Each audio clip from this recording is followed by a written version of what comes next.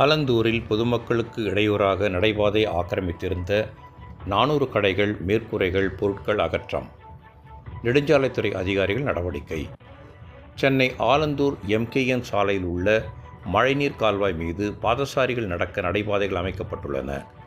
ஆனால் காய்கறி, பழம், ஓட்டல்கள், துணி, தேநீர் உள்ளிட்ட 400க்கும் அதிகமான கடைகள் நடைபாதையை ஆக்கிரமித்து பொருட்கள் மற்றும் மேற்கூரை அமைக்கப்பட்டு இருப்பதால் பொதுமக்கள் சாலைகளில் நடந்து போக்குவரத்து நெரிசல் மற்றும் அடிக்கடி சிறு விபத்துக்கள் நடப்பதாக நெடுஞ்சாலைத்துறைக்கு புகார்கள் வந்தன.